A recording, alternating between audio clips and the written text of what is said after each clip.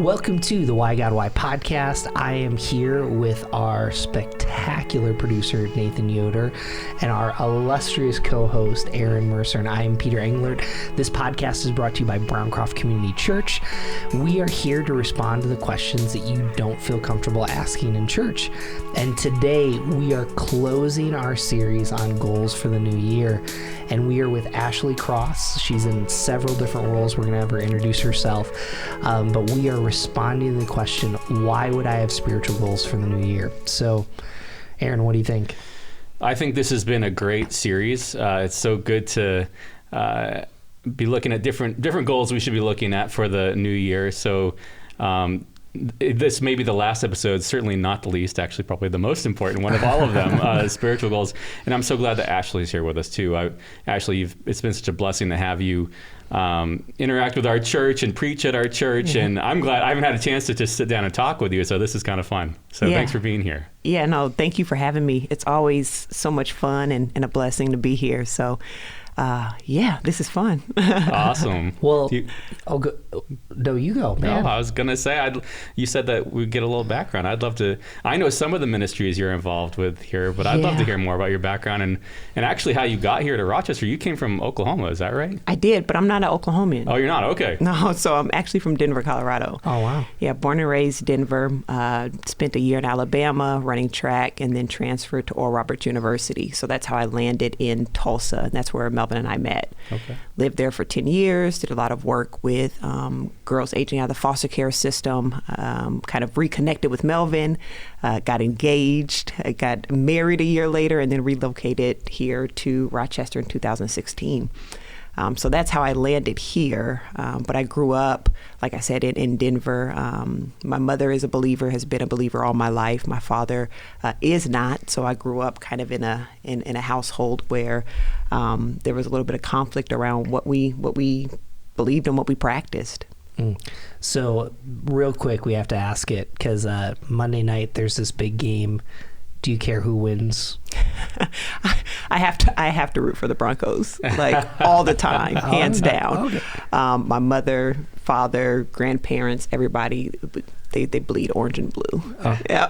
Well, I was wondering with Alabama Roll Tide. Oh, I thought you were saying that the Broncos were playing. See, I don't even watch it. I just have to shout them out. So I thought awesome. That's where we were going because I was like, oh no, if he's talking about the Broncos, I have to. It's always Roll Tide. Okay. Always. Yeah. You know, that's good to know for our War Eagle fans. Hey, I love that brief history. Why don't you just share what you do in Rochester? You're in a number of different roles, so go ahead and share that. Yeah, so I am actually the executive director and founder of the Hub 585, and I also pastor alongside my amazing husband, Melvin, at Glory House International. And so those are kind of the two hats that I wear. Do a lot of activism and advocacy work pertaining to youth and families that are involved with the child welfare. And so rolled out the care portal in 2018, 19. Since then, we've been able to unify 14 churches to respond to the needs of children and families that are most vulnerable in our community. So that's one of the things that I'm super proud of, not just because we're meeting the needs of children and families, but because churches are working together to be the hands and feet of Jesus. And so that's one of my big goals here is I love unifying the church. Henceforth, one of the reasons that I love being a pastor at Glory House, but coming to Browncroft as like my second home, because to me, we're just one big body, and so it's always nice to see believers, push aside every other agenda outside of Jesus and just get together for that one commonality. That's what I've been doing since I've come here to Rochester, and I love every minute of it. Can you, we might have gotten into this later on, but it's a good time. Can you just give a quick 2-3 minute overview of what Care Portal is so people know? Yeah, so it's a platform that links the local church with the needs of children and families that are impacted by the Department of Human Services. So we have probably 40 plus DHS workers that have access to the Care Portal. They put in a need, it shoots it out to our 14 partner churches, who then shoot it out to their response team, which collectively make up almost 700 Christians, 700 Bible-believing Christians that see these needs and then go out and meet the need. But it's not about just a transaction. It's not about taking the bed to the family. It's about taking the bed to the family and letting them know who you are and why you're doing what you do. And so it's a great way to connect in a very authentic, non-intrusive way with vulnerable people in our community. So it's just beautiful to be able to be the hands and feet, and we're able to do it using technology, but really it being spearheaded by the local church.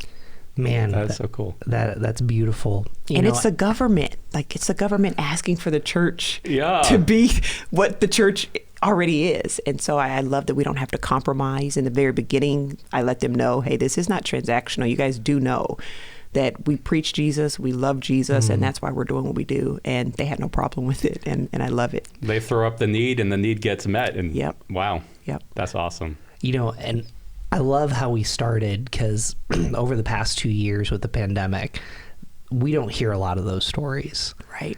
And so as I think about this question, how you're uniquely qualified with your experience to answer this, what do you think are the biggest spiritual challenges from your vantage point that we're facing as a culture?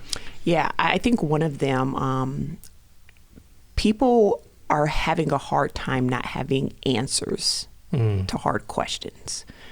I think over the last 2 or 3 years, we've seen so many things happen, right? Now we're just talking, racial injustice, political things, a pandemic, all of these things. These are hard blows to experience all at once. And you can't go to a believer and say, hey, why did God do this? And we all have the same answer. Like, it's God's sovereignty. We don't know why all of this is happening. And with someone who may be already struggling in their faith or don't have a really solid foundation, God's sovereignty, that just might not be enough of an answer. They want to know exactly why. I think that's a huge challenge. I think another challenge is the increased amount of disunity I think that we've displayed, and that's been showcased. Social media is a two-edged sword. It's a blessing and it's a curse. People can get on there and say things that from the outside looking in, it would make it look like we don't really have a grasp on what we believe or why we believe what we believe. And so I think that there is this false misconception that the church is chaotic, and we're not. There's so much more unity than what people see. And that's the curse of social media, is it makes everything look so negative. But me, as someone who works with 14 amazing churches on a consistent basis and see them fully unified, I'm like, it's not as bad as it looks, And so I think that those are some of the challenges. Is it's people don't have answers to life's hard questions, and I think that the pandemic has caused people to feel disconnected from God because they're disconnected from a physical church on a consistent basis. That was really hard for a lot of people that first year, not going into church. Hugs mean a lot to people. That physical interaction means a lot to people. And again, if their foundations were not laid, then the interactions that they have with people, it almost equals the interactions that they have with God. And so I think that those are some of the challenges that we've been seeing. In the last couple years, it's hard to believe the pandemic's been going on that long, but it has. I mean, where have you found, if people are getting disconnected from church or whatever faith community they may have been in, but what are they filling that with? How have they been? We're talking about spiritual goals for the new year. I'm sure people had they had to meet a spiritual need somewhere in their life, or they're feeling the hole somewhere in the last couple of years. What have you seen people have been trying to fill that with if they have not been connecting with church or somehow connecting with God? Yeah. I think a lot of people are filling it with other ways to connect with people, right? So instead of, you can pull out your Facebook on any Sunday and see a bunch of different churches, right? And there's a lot of different spiritualities, and there's a lot of different practices. And so people are starting to fill it with, and I don't want to make this generalized statement because it's not everybody, but a lot of people are starting to fill it with whatever feels good. Right? And so it feels good to sometimes get on social media and just start clicking and watching videos and going off, being curious about different types of spirituality. And it's like, hold on, we have to be anchored back into the thing that we know to be true. And so you're starting to see a lot of people just kind of open themselves up to different forms, different practices, different beliefs, because they have not been in a place where they feel like they could be discipled. You know, that's a great point. And I want to hear your perspective, because we live in this culture that it's almost like Golden Corral spirituality, where, you know, I can go get my steak and terrible tasting mac and cheese. You know, I'll take a little from Hinduism, I'll take a little bit of Buddhism. And I think even Christians say all truth is God's truth. But what does someone miss when they're not like rooted? And again, obviously we're biased, you know, we're followers of Jesus. I'll come right out and say that. But thinking about that person that's trying to take a little bit of everything, what do you think that they miss?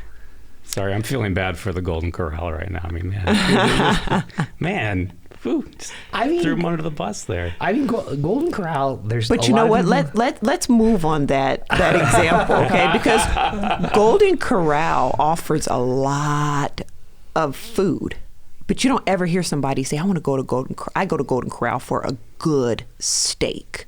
Yeah. Like, you get a little bit of everything, but Golden Corral just it's okay. It's not the most amazing food. If I want a really good steak, I'm going to Tornado's, because they specialize in steaks. So it's the same thing. If you are dibbling in a little bit of everything, you're really not getting the fullness of Jesus. You're not able to really, because you're taking a little bit of everything, and it's distracting you from really focusing on the real answer. It's distracting you from focusing on the true value and the intimacy that you can experience by just anchoring yourself in Jesus. He is the only way. And like you said, we're biased because that's what we believe. That's what we've experienced. That's what we know to be true. But if I'm saying that I'm going to dibble in a little bit of this and Hindu, then I don't really believe that Jesus is everything. And that within itself, it creates this cognitive dissonance, right? Where I can come in and I can practice a religion that really does require me to throw my all into my belief that Jesus is the center. There's no way that you can kind of dibble in both. Well, and one thing I want to kind of follow up on with that, because you talked about, and this is something that I struggle with. I'm a digital pastor. We do online church. I still believe in in-person ministry, and we're trying to figure it out. Yeah. But it seems, and I could be really wrong and our listeners could push back, but it seems like the spiritual Golden Corral is an individual mission that's devoid of community. But the church hasn't been the most welcoming community, but that's kind of like, relationships are messy.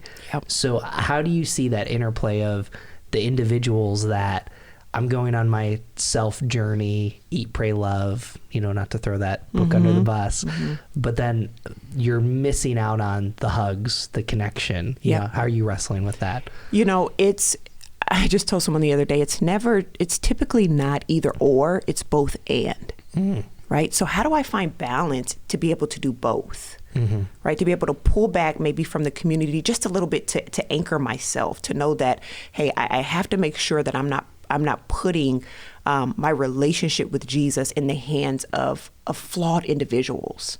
But then how do I also understand that Jesus is all about people? He was with people. He fellowshiped with people. The discipleship is about being with people, growing with people, and growing in our faith together. God within himself is a community. You know, he got lonely. He needed to be with people, right? And so in that he creates us to be like him.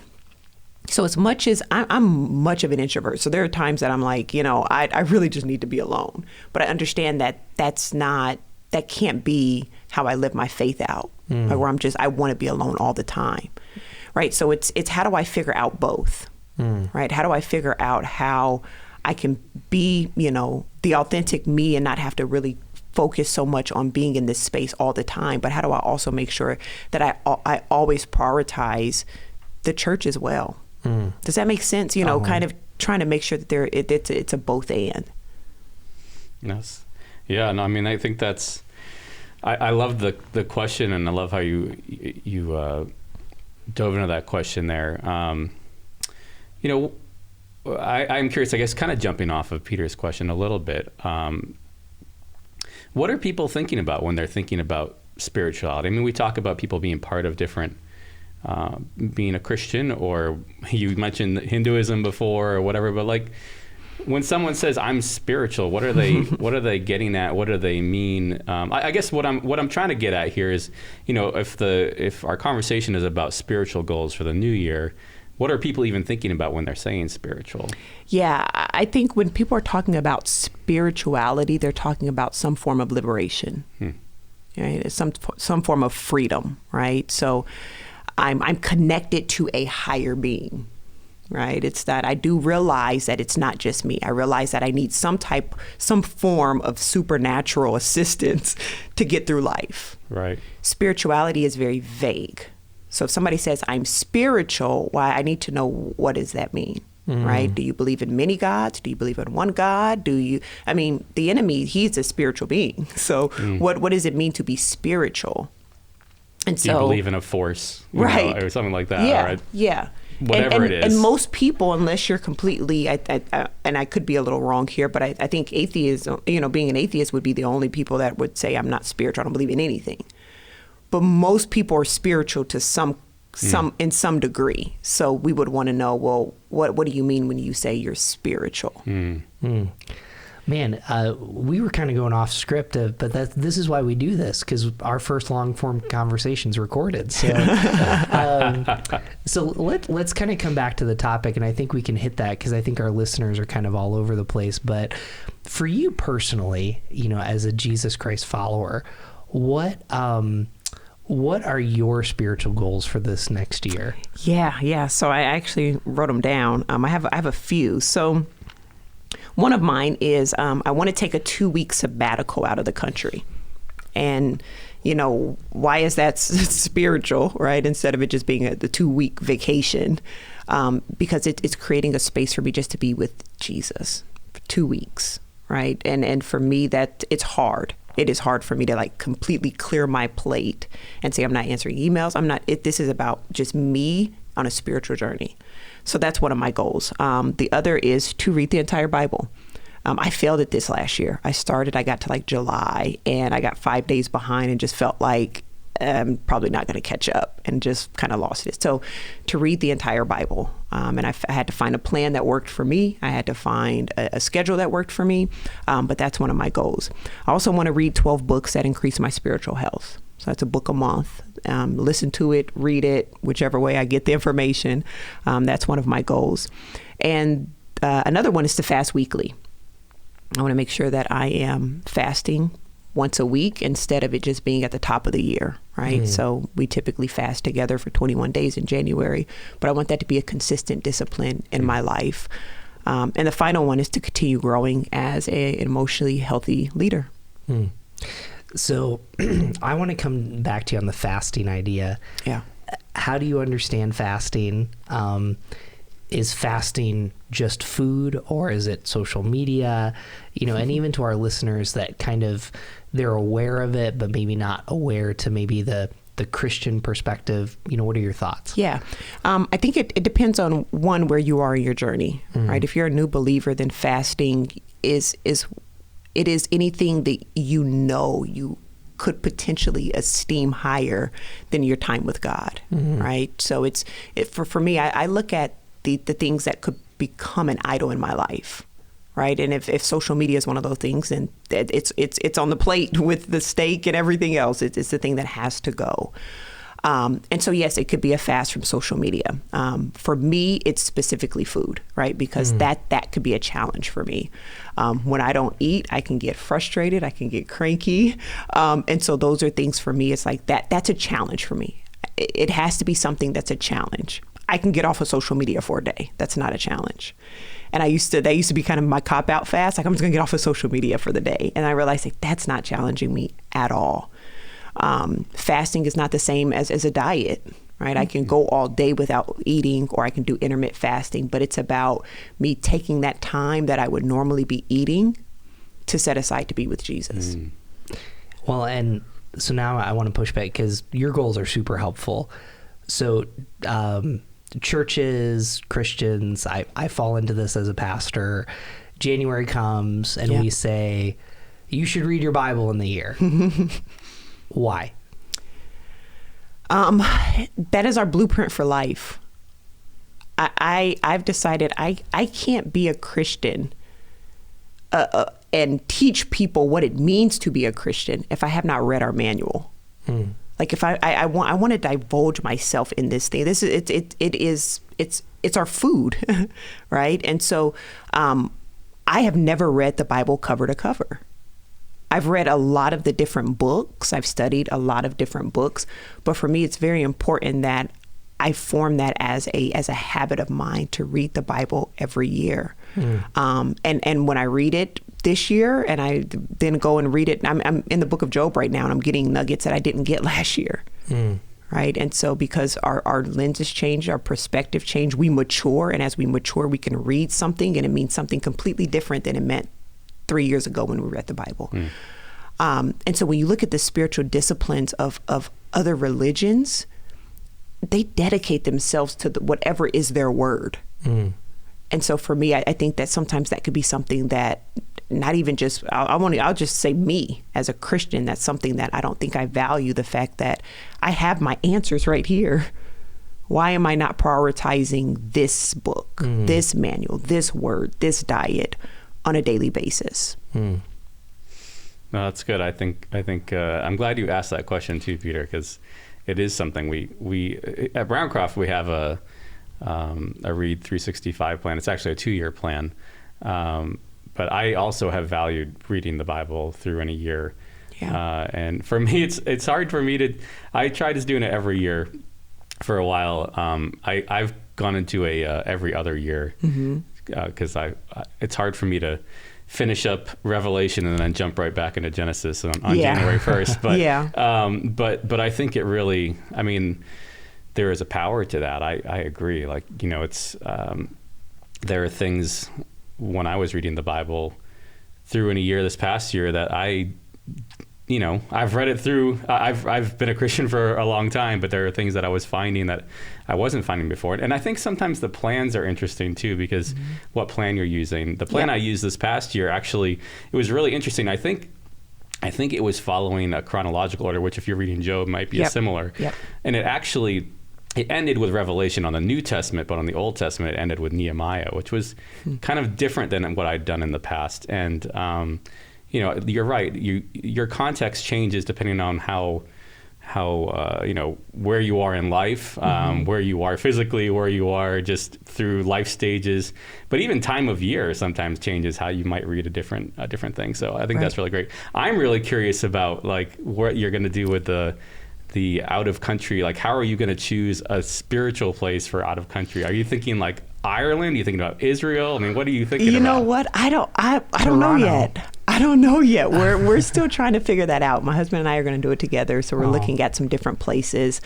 I don't even know that for me, it's so important that it's like a spiritual place as much as it is just a place away. Like I just want, I do want some learning components and things like that. But I don't know. I don't know where we're going yet. So we've already kind of started looking at a few different places. But I really want to go to Africa, which is, I know, not like the most spiritual place in terms of like Christianity, but it's somewhere that I've always wanted to go. And I'm like, that'd be nice to get away. And I guess the key probably is someplace where people can't reach you, or where you're that's what I'm looking for. Okay. Yeah. Somewhere where it's hard for me to get distracted. Somewhere where I'm going to make sure that I dedicate time to, again, my Bible, my journal, solitude. I almost wanted to do like a silent retreat with monks, like real Christian monks, and just be silent for some time. So that was something that I thought about doing, but I don't think I'm going to do that yet. But I don't think I'll make it. But yeah, so those are some of the things we're kind of looking into right now. What if someone was? So I mean, I think there's probably a lot of people who might be thinking about what spiritual. I mean, we're in January now, but it's not too late to set up new goals. In fact, one of our previous guests, Jeff Henderson, actually talked about, was that 1st and 10? Is that what he said? 10. So trying to carry the energy of January throughout the year, setting goals for the first 10 days of every month, so that you kind of have that energy going in each one. So hey, if this is coming out at the end of January and February is coming, it would be a good time to set a new goal. But so spiritual goals wise, what would you suggest someone, let's say somebody in their 20s, like what would be something that that person should be thinking about? Like what would help nourish my spirit? What would, not just nourish my spirit, but open me up to whatever God might be having in mind for me? What goals should I be pressing into? Yeah. And, with that question, I think I want to think about it less through the lens of like chronological age and more around like spiritual maturity. Okay. Yeah. Right. Because you might have a 20-year-old that's been doing this for some time. Sure. Or we might have a 40-year-old that just got saved. So I think for me, when we're talking about maybe a new believer, I would develop just a consistent devotional life. Right. I know we talked about like reading the Bible every year, and you even got me thinking, because I'm like, reading the Bible and studying the Bible are two different things. So you can read through the Bible in a year. You cannot study the entire Bible in a year, right? So the first year you might read through it. The second year you might study a few books that really stood out to you and dig deep into it, right? And so new believer, mature believer, figure out your devotional rhythm. Right? Is it easier for you to really be clear and be able to really focus early in the morning or later at night? Like, when do you want to really take or maybe you have a short attention span, you can't do a whole hour, you can't, so you do 30 minutes in the morning, 30 minutes at night, 15 minutes in the morning, 15 minutes at night. Break it up into your natural rhythm. And so just figuring that out, what does my consistent devotional look like? Pray. If you're a newer believer, just set aside time to pray for 5 minutes a day, right? Make your petitions known, spend time repenting. Like, Lord, if there's any, unknown sin in my life, like show it to me, just make that a consistent practice. One of my favorite books is Waking the Dead by John Eldredge. And I would say that maybe making that a spiritual goal to get through that book this year. It's such a good book that I think is good for new believers and again, even mature believers. And another really cool goal I thought about was, witness to someone once a week. It definitely as a new believer, because you're passionate. Like this is like, sometimes newer believers are the most passionate. Like they've just been set on fire, right? How do I keep that passion alive? Well, witness to people. Anytime I tell people about Jesus, it just sparks something in me, right? And so keep the passion alive by witnessing to one person a week. And it doesn't have to be anything super weird or creepy, but just figuring out a way, how can I share my love for Jesus once a week with someone who might not know? Yeah. No, I'm glad you said that. I was gonna press into that actually. Like, for someone who might not be coming from a church background who's listening right now, what does that mean? But maybe it may be a new Christian. Actually, maybe someone who's been a Christian for a while and just isn't really, it doesn't, maybe it doesn't use the language that we've heard for many years. But when you say witness, what do you mean by that? As far as like when you look for someone to engage with during the week, what does that mean, witnessing? Yeah, so looking for someone that you feel like they need to hear about the hope that lies within me, right? So if I'm at work and I'm noticing that this woman consistently complains about her marriage, open door right there. Share a time that maybe you were experiencing a little bit of conflict in a relationship that meant a lot to you, right? And, I really didn't know that this relationship was going to last, but I started to really pray about it. And through my prayers, this is what I seen happen. that's a very easy way, you know, and it's not like, hey, have you accepted Christ as your savior? If you did, he'd save your marriage, you know, or something like that. No, it's just, we all have challenges in our relationships. And because this relationship meant so much to me, I dedicated time to praying for it every day. And as a result, I seen X, Y, and Z happen. You know, that's an easy way to witness. And so I think that, you know, that's what I look for. I look for when people open up a door and they don't even know they opened it up, right? And that's typically through their frustrations, through their complaints, through crises that happen in their lives. Those are opportunities for us to come in and share about the hope that lies within us. You know, it's interesting. You talked about maybe younger Christians. I even want to back up. You know, we got some skeptics, some de-church people that listen to this podcast. Yeah. And you know, I'm going to throw this out there as my opinion, and you can just kind of push back. I think one of Jesus's common invitations is come and see. And so, you know, if you're de-churched or unchurched, maybe a spiritual goal is read your Bible. I'd encourage you to do that, download YouVersion, get a plan. But, you know, I think I'd encourage someone, come and see, just show up at church. Yep. You know, pick a Sunday. And I'm even saying this because I'm in conversations with people that are very sensitive to the coronavirus. They don't want to get a family member sick. And, you know, my question to them is when are you kind of coming back? What does that look like? Is it a number? Is it a date? So, you know, I guess I'm kind of fusing two things together, but to the de-churched and unchurched, I'd wonder how you respond to them. But also, you know, you've talked about a lot there. You know, all three of us were staff at church. Right. We got to show up. But there is that habit out there. So how do you respond to the de-church person? How do you respond to the person that's concerned, but also, hey, like, there's part of getting hugs and stuff? Yeah. So like the de-church person, I think there's something beautiful about wrestling with your faith, right? Like I being de-churched to me just means that, okay, they're on a journey to experiencing God in a more authentic way than maybe they did in the past. Right?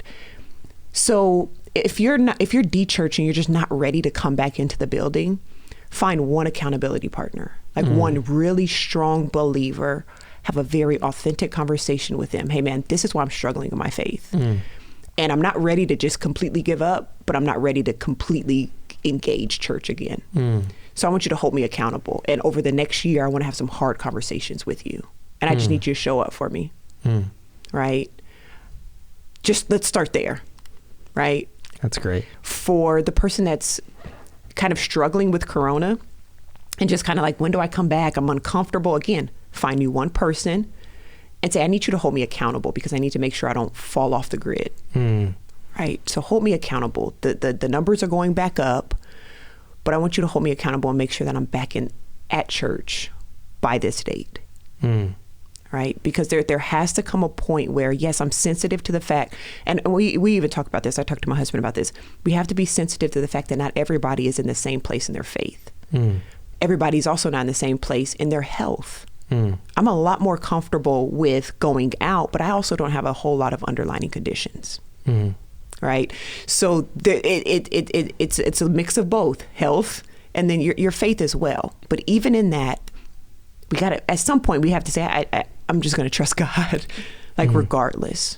Right? So in your mind and with someone that you trust, say, hey, don't let me go past this date of not coming back. There's a lot of good stuff you just said there, but one of the things that I was kind of keen in on is you were asking someone else to keep you accountable, or you know, in that scenario. Even before that, when you were talking about going on the spiritual retreat, I mean, you're talking about you and your husband, which you should, but that's also not just that's someone else to help keep you accountable to it. You've shared that dream. With him. I guess now you've shared it with all of our listeners too, but if anybody wants to buy a plane ticket for Ashley, please do. Or Ashley Cross, you know, Dr. Ashley Cross. There you go. Anyway, we'll get to contact. So what in spiritual goals in general, like how there may be things how do you know there's something, when there's something that you should be pursuing yourself versus, do you want at least one other accountability partner? Do you want a kind of a board of advisors?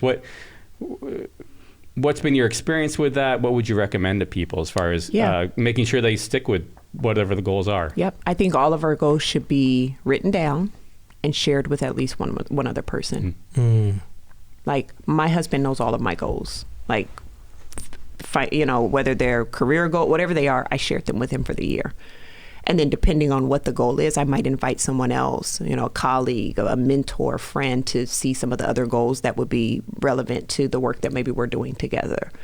So even if it's a spiritual goal, spiritual is really all about, it's you and God. But you can also invite other people in on that journey, right? So my goal, read the Bible in a year. That's one of my goals. I've invited a few other people in on the same exact plan that I'm reading. Because they're going to wake up in the morning, they're going to see if I check. By the time they go to bed, they're going to see if it's checked off or not. And they give me a gentle nudge, right? And so I think it's always wise to write our goals down and share them with at least one other person. And give that person a permission to hold you accountable. Mm-hmm. Because sometimes, like, somebody will share a goal with me, but I don't really know if I'm allowed to, like, check in a month. Because right. like, I don't really want to fit. So I let people know, I think it's okay for you to check in on me. Like, I will not be offended if you let me know, like, hey, you're slacking. Remember you said you wanted to do this? So. That's great. Yeah. That's really good. Yeah. I know for me, that's, I mentioned the reading the Bible through the year last year. One great thing for me was I was doing that with my wife. And again, it sounds like you might be using YouVersion. I'm not sure if you are or not, but but yeah, we made sure we could see each other on the plan, and that way we knew that you get the little check mark once you've done it through, and you can. For me, it's with my wife, or it could be with a friend or whoever it is, but someone like you said who can kind of be like, so how's it going? I saw you fell a few days behind. What's your plan to get back? And it's a good pursuit, even for something that's not even a year. I mean, on YouVersion, for example, there's reading plans that are 5 days, but you can say, okay, well, we're going to get through X in 5 days. 5 days later, how are you doing on that? No, I think it's great. I think that's a really helpful thing. And I think all of this is hitting in on keystone habits. Mm-hmm. And, I think as you read Pew and Barna and Lifeway, that all these organizations that do things on spirituality, they talk about the health of reading the Bible. We had John Plake on from the American Bible Society, and he talked about anxiety levels from people that read the Bible daily. Mm-hmm. So I'm thinking of some of our listeners that are like, why should I read the Bible? And this is going to sound so like trite, but it's like, if you want to be less anxious, a helpful way. Yep. And I'm married to a mental health therapist. Please go see your mental health therapist. But like, there's certain keystone habits that open up other angles of your life. So I'd agree with all of that too, that the Bible reading, there's something that's formational about it. Yeah. I do want to make sure that we hit, you said you were going to talk about mature goals for mature believers. Did you hit on that? Did I miss No, I wrote down a few, again, read the Bible in a year. Yeah. But to stretch yourself in prayer, stretch yourself in fasting, right? So for the mature believer, you might say, I really want to, throughout the year, I want to do a 21-day fast, or I want to fast once a month, or I want to fast every week. But figuring out what that is, how can I get into a consistent discipline of fasting? And then prayer, the newer believer, I said 5 to 10 minutes, the more mature believer, set aside 20 to 30 minutes to talk to God. Write those prayer points out, go back and see, where you're at with that. Witness to another person a year. And then the book that I had for the a little bit more mature believer was to read Emotionally Healthy Spirituality. If you're a leader, read Emotionally Healthy Leader, right? If you're doing discipleship, Emotionally Healthy Discipleship. Really, because the Emotionally Healthy Spirituality, those series really lead you into looking at yourself, right? Which I think the more that we grow in our spirituality, the more that it's so important for us to know us, right? And we know Jesus by reading his book, right? Reading the Bible, but then we have to start, it will start to showcase us. And so I love reading the Emotionally Healthy series. And I think that mature believers should really get on that kind of that process of becoming emotionally healthy. You know, I want to come back. We should all probably mention other books that we think people should read for the year, but you said Waking the Dead, and there's 2 parts, and I might be mixing up because I've read a few John Eldredge books that, like, I think the reason why you read spiritual books is because they open up certain things that God can kind of surface. So he talks about the Tin Man from, why am I blanking out? It's like Judy Garland. Wizard of Oz. Wizard of Oz. Yep. You know, I'm already like memory loss. You know, I'm losing hair. I couldn't come up. It's been a tough 2022 already. It's been a tough 20. You know, we're 5 days in. Just kidding. But you know, he really delves in and he talks, and it's almost hinting at burnout of like, this is what happens, and you know, he tells the story that he used to be in love, and all of a sudden he's like, that's a picture of our lives that like we're dead. And then the second one, and I want to say this was from this book, but I could be wrong. Someone's going to correct me on Twitter or something. But he talks about going to the house of a girlfriend that dumped him and stopping there to cry. And, you know, some of you might be listening to, Peter, why are you bringing this up? This is all mushy gushy. But I think that there's facets in those books that open you up to kind of say, okay, God, what are you trying to surface? Yep. What are you trying to open up? And if you don't go through that, and the way John Eldredge writes, I know he's not for everybody, but you're going to surface those things. And that's kind of, I love that you mentioned that book. Yeah. I think any faith area, it's a good read, even if you disagree, to just kind of what surfaces when I read something like this. Yep. And I think my favorite part of that book is him bringing readers into the knowledge that we have a new heart, that we are a new creation. And so for me, I always have new believers read it, because it's like when you come to Christ, it's like you come to Christ with all your baggage. And sometimes you can just start to carry this heavy burden, like, I have a horrible heart. I have this, there's so much wrong with me. And he kind of level sets it like, hold on, you just accepted Christ. You are a new creation. Like, you don't have to keep praying for a new heart. You have a new heart. Now you have to spend the rest of your life learning how to live from your new nature. Like, you don't need to keep asking for a new one. You have a new one. Now you're trying to catch up with what Jesus has already made you. Like, you're trying to learn how to be that new person, but you already are that. And so I think that's so important for new believers to read and to understand, because if you can really understand that early on, I think it helps, because, you know, the enemy always comes in and really tries to make people believe as if they're not who Jesus intended them to be or created them to be. And if we can already get that part down, not saying everything else is going to be easy, but it will be easier. Yeah. Well, let's do this, like a little fire round. You mentioned a few books. We'll give you one more book to recommend. And then, but Aaron, if you could recommend one book for spiritual goals. Well, man, this is good, because I was about to say, I was going to ask Ashley, like, where is a place to look for a top 10 list of books that we should be looking at? But so I guess we're just going to offer some. Sure. I mean, I'm always a fan of C.S. Lewis. I think that both his fiction and nonfiction, every time I read it, and it's been a little while, I guess, since I've read. I used to read a lot of C.S. Lewis, and I just need to get back into it again. But every time I read, whether it's his fiction books or nonfiction, you know, it's whether it's Mere Christianity or it's the Narnia series, or he has a great space trilogy that is opens up a lot of spiritual questions, actually, and it be entertaining at the same time. You know, there's a whole number of books. He has a book on Psalms. But I actually, when you said that, so C.S. Lewis is kind of my go-to because I love his work so much. But I also, what came to mind too was Dallas Willard's Life Without Lack, and that book. I just think it asks a lot of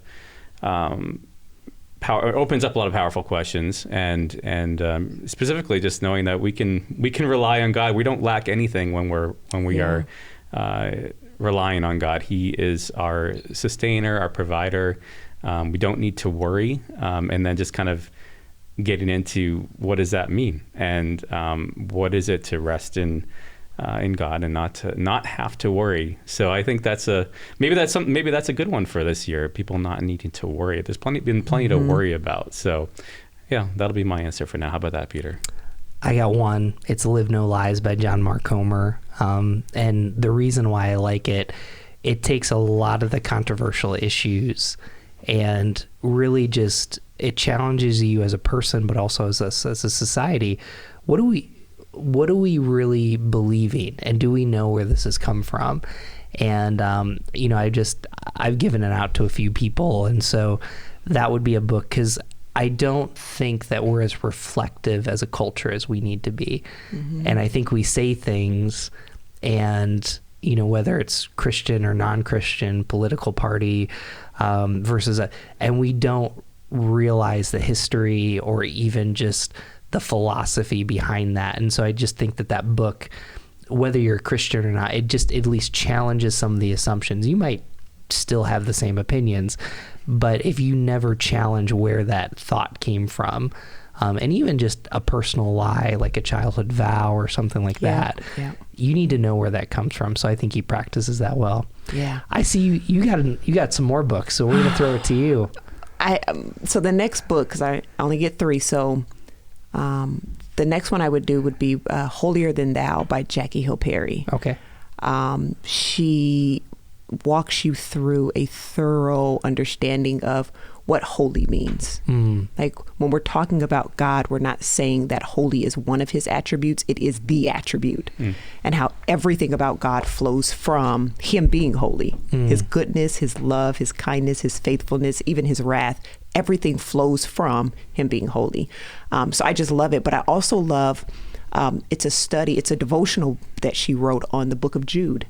Oh, wow. And it's so powerful. And she has actually a YouTube video kind of talking through the devotional on Jude and her time just studying Jude and what it really means and what it really looks like to contend for the faith.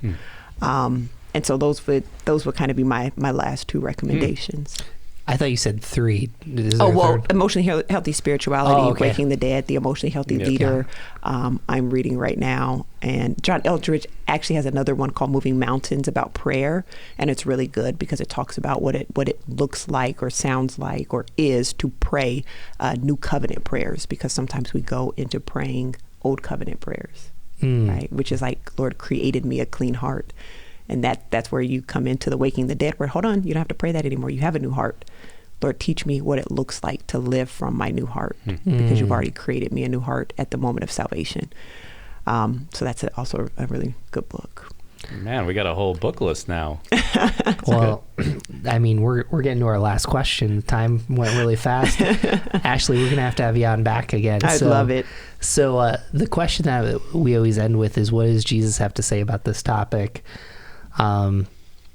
This is fairly basic, but Aaron, why don't you, we all answer, so that if there's any heresy, you kind of like, well, you guys got that wrong, but go ahead, Aaron.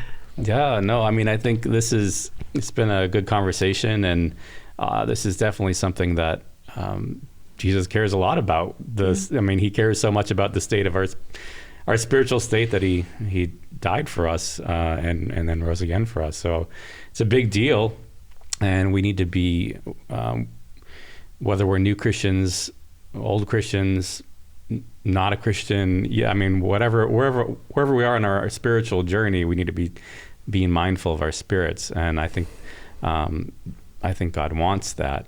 And we've been talking about different. We were talking about spirituality at the beginning of this episode, and then we got into goals. And I think that's. I think at the end of the day, what we've been talking about. I think there's definitely different ideas that have popped up that have been helpful. It's not necessarily rocket science. We know that what we need to do. It's more of we just need to develop a habit and do it, and to achieve some of those smaller goals, so that the bigger goal of trying to become more the person that God wants us to be is the direction that we're headed, whether that's through a spiritual retreat abroad, or even at a someplace quiet, or it's fasting, or it's finding ways to spend time. At Browncroft, we have 4 spiritual habits that we've been trying to emphasize: spending time with God, spending time with others, knowing and using our gifts, and sharing our faith. I loved that you brought that one up, because that's definitely, that's definitely a big one too. Where we could see God nourish our spirits as we're trying to do what He wants us to do to share with others. So, anyhow, I think that it's really important, and it's a good challenge for the year ahead. Yeah. So John Mark Comer in Live No Lies says, remember, the key to spiritual formation is to influence the things you can control so that you influence the things you can't control. So the things you can control is your habits. And then he says the things you can't control is your flesh. And that comes directly from Galatians 6, 7, and 8. What you sow is what you reap. And as I think about this question, like, I think with spirituality, it's, if you aim at nothing, you'll hit it every single time. Yep. And wherever you are, whether you're de-churched, unchurched, new to faith, following Jesus, like, there comes a point where you have to kind of sit down. And Ashley, I love what you said about goals. You have to write it down and share it with someone. And I think that that's true spirituality, because I feel like there's some of us that are floating, and at times this is myself, because we haven't put something in front of us or even sought God and said, God, I don't know if I'm going to get this right, but I'm going to put this in front of you. Whether it's reading the Bible, whether it's coming back to church, whether it's getting that accountability partner, and just taking that one little thing that we get pushed on, and just to say, hey, I'm going to pursue that and see what happens. Yeah. And that's kind of what I'm feeling challenged from our conversation today. So that's what I think Jesus would say. Yeah, as we were talking, I pulled up 3 John 1 and 2.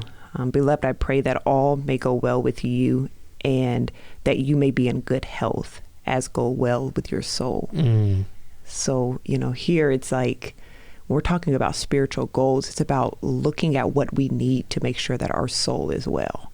Right? How do I sit down and really figure out, hey, Jesus, what do I need to do to make sure that you touch every part of my being, my soul, my mind, my will, and my emotions?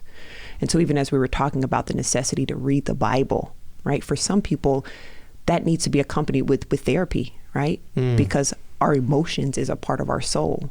And therapy might very well actually even bleed into helping accomplish a spiritual goal. Because if your goals are really tailored towards making sure that your soul is well, that's your mind, that's your will, and that's your emotion.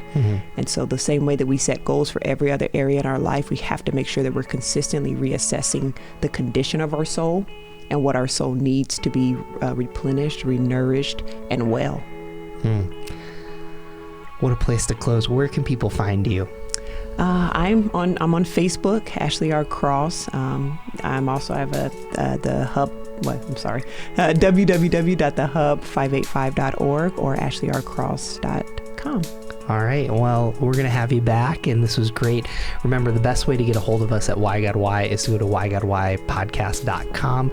You can subscribe to our email there. You'll find Ashley and some other great guests and episodes too. Thank you so much for joining us.